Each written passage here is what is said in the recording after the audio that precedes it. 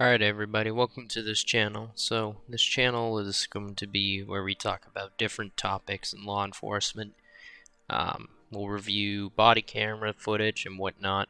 And pretty much, yeah, this is mainly just document my journey, but also to help you, the viewer, as well. So if you'd like to see any other topics, anything covered, just let me know in the description. And yeah, we'll go ahead and take a look now into the first topic, which is duty belts. Duty belt is for a law enforcement official, security officer, or even somebody in the medical field to be able to do their job easier. The way I go about looking at my setup is very simple. It needs to do three things.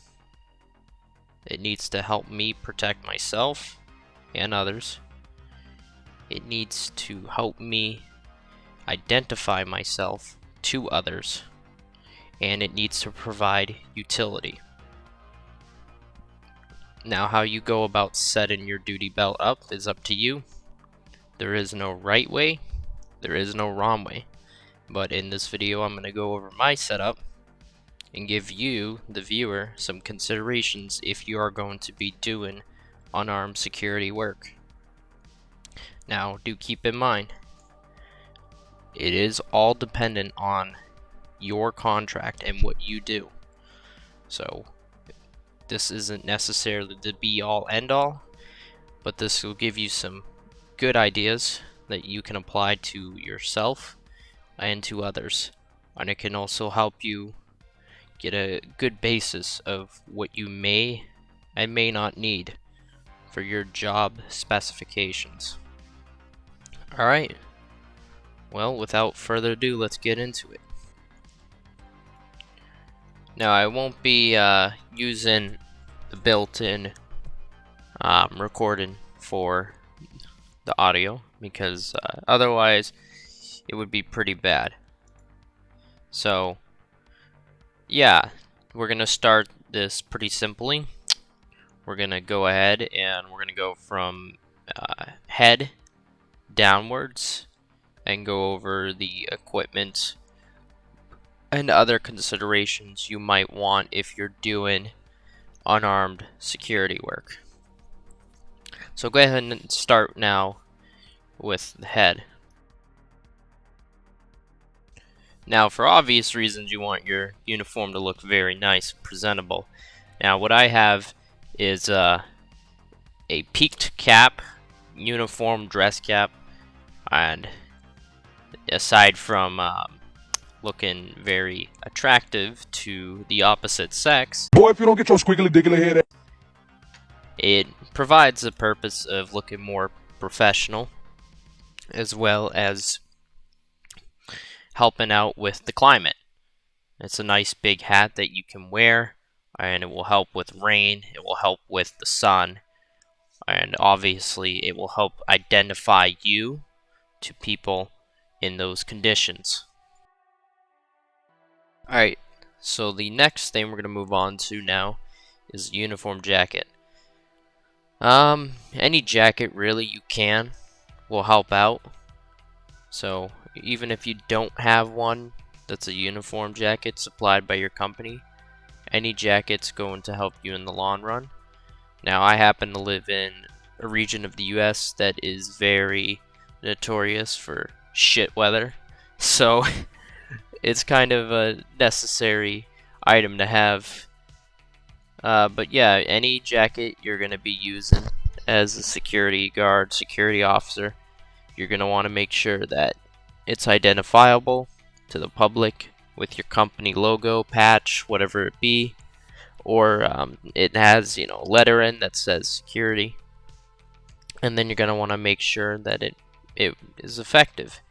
If you're going to be in a post where you're outside and it's going to be a pretty bad time of the year to be outside, you're going to want to make sure you're layered up. You're going to want to make sure you have a nice, heavy, thick jacket. And you're going to want to make sure you can do your duties. Otherwise, there's no point in wearing the jacket if it's not going to keep you warm.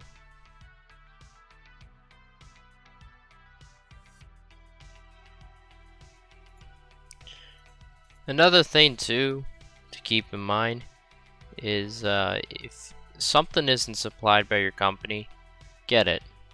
Now this job, a lot of things are not going to be given to you. You're going to have to get your own. So now we're going to talk about the vest. Plate carrier is what I'm wearing, but any vest will do. You want to make sure when you're sizing your plates that you are sizing them that they cover your body. Now if you don't have plates, then make sure you have a concealed vest. But when you're sizing, you want to make sure that they size correctly, and we'll talk on that in a moment. Now I got a patch up here. This is a custom patch from olmlpatches.com, and that patch has my company's logo and tells the public what I am. And I have the left side open, that way I could put a badge if I wanted to. So I can have a badge on my belt and then have a badge on my vest, and this helps identify me to the public. Keep it simple. You don't need a lot of things on your vest.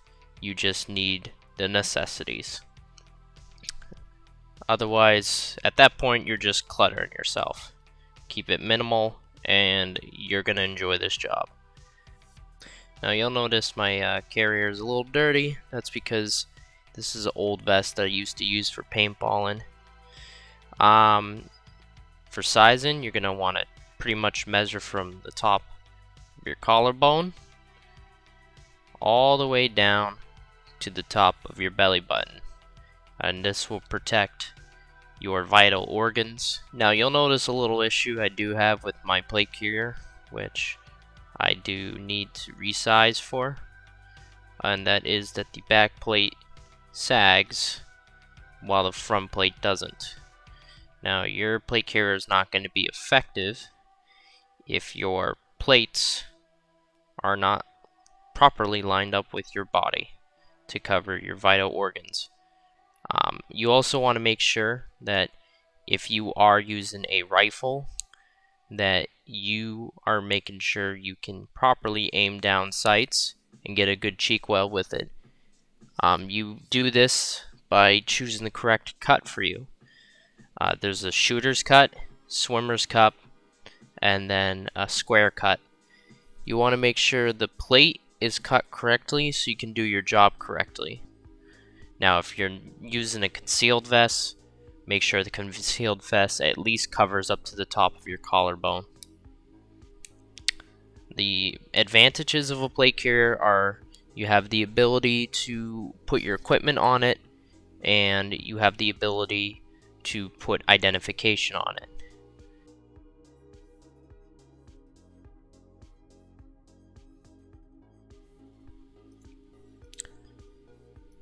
Alright, so the next thing we're going to talk about is a uniform. Your company should be supplying you with the uniform, but if a company is not, make sure that you obviously get yourself a uniform. Get a nice uniform shirt, lawn sleeve. Now I have a lawn sleeve, I'm just not wearing it. So your company should supply you with a badge. If your company doesn't supply you with one, make sure that you go ahead and get your own. Now, uniform should have a nice collar, and you should make sure when you're wearing it that you follow the gig line, which is a perfect line from the top of your collar to your pants. Now, if your company doesn't get you a badge, get yourself one. I am using my own badge. I also have identifiers that are required for me to have on. If you do not have identifiers, don't worry about it, but if you do, make sure that they're visible and accessible. That way you can show the public who you are and be able to use it to get inside of doors. Now make sure your uniform has your company's patches and your company's logos on it. If it doesn't, you're going to want to make sure to get that. Now, you also would like to get your uniform tapered, that way your uniform fits correctly. Now, in my pockets, I keep some simple stuff. I have some pens in one of my pockets, and then I keep a notepad in there as well. I like this nice bright yellow one. It makes it easy that I don't forget it. But you can use any notepad you want. I also like to keep my AirPods on me. This is in case I need to take a call, or if I have some downtime and want to listen to music or watch a YouTube video, then I can keep those right on me and have simple access to it. An important thing to keep in mind is you want the back of your duty belt and duty gear to be flat. That way you can sit down if you want to. If you're at a post where you're not sitting, this ain't a big deal, but if you are, make sure you have it flat. Now, your duty belt, you want to have things accessible. If you have a firearm or are required to have things in a specific location, then there's not a whole lot of leeway you have. But if you can, have things accessible in a way that works for you. Now, what I like to do is I like to have my more used items up front and my less used items towards the back. And this keeps it so when I go to use items on my duty belt, I'm not having to really think about where they are. I just have it in front and I can look down and grab it if for whatever reason I need to.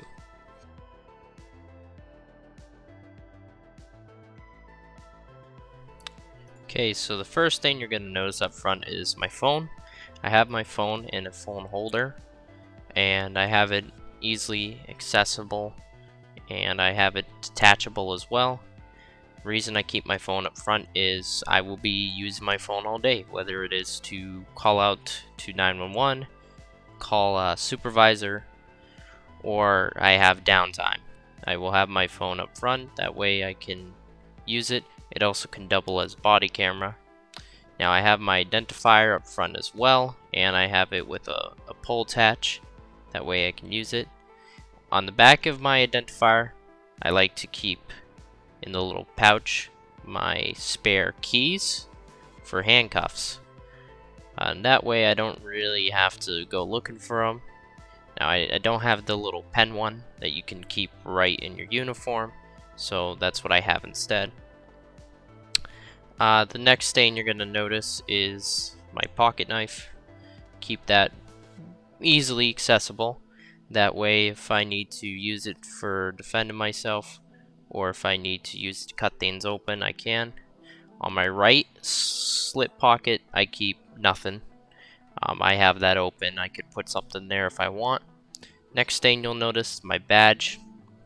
I like to wear a badge on my belt and a badge on my uniform, and I have it in a diagonal pattern. That way, when I'm going to lean or something like that, you can see my badge if my hand's covering it or if it's not visible because it's hidden by an object.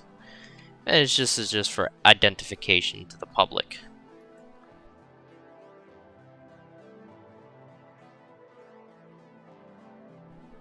Alright, so moving on, we'll talk next about the little belt keepers. I keep one up front with a key holder. That way I can just keep keys accessible. Next to that, I have my OC pepper spray. I have some cheap, crappy ones that you can buy really anywhere, and it does the job. It's easy to get these. If you're gonna get the little cheap ones like I have, if you want more potent ones, you have to go and order them and have them shipped to an FFL. That is my state laws. But it's good to have that up front. It helps. It's for my protection. It also has a little key chain and a little clip. Makes it easy to keep it retained inside of the pouch. It also makes it easy to keep retained if you're going to have it in your pockets, and obviously you can keep it on a keychain and you never really have to worry about it until you need it. Next to my OC, I keep cuffs. I don't have a pouch yet for them because I'm poor, so I just keep them tucked in my pants. You can keep them in a cargo pocket. Always keep in mind you want to have them so when you grab them out, they're both facing the correct direction, and it's good to have them on your belt. Now, another thing to keep in mind is when you're going to cuff someone, pull up their sleeves and make sure you aim for the smallest part of the wrist and apply them correctly. Now, it also is good to have your keys up front as well, so when you go to cuff yourself, like you probably shouldn't, you can have your keys right there, and that way you can get out without having to call the fire department. It's always something fun to do, when you're bored and your supervisor's not watching you. Alright, so next we're going to talk on buckles. I have just a buckle that came with the belt, and it's a dual retention buckle, so I gotta press in a button and then press the pull tabs. You can use a Cobra buckle, use any buckle you want. That's just the buckle I use, and I don't have a Cobra buckle yet, but those are my favorite. Um, then on my left side, I keep gloves. These are latex gloves. I have these in a little nylon pouch I got from 511, and they hold quite a lot of them. I believe I have 5 of them in there, and they're all in a nice little setup, which is great.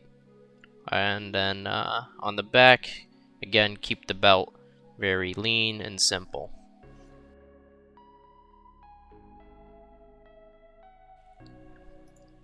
So now we're on to the more base layer. For my base layer, I like to have a sweater during the colder months, and then during hotter months you can keep something like a t-shirt or something preferably Wiccan. That way under the hot sun you're not dying. I keep a watch on, and then I keep jewelry. I like to have a necklace, usually a cross. In this case I have dog tags. Now what I keep in my pockets, on my right one I keep my wallet, and that's so I can identify myself quickly if law enforcement comes.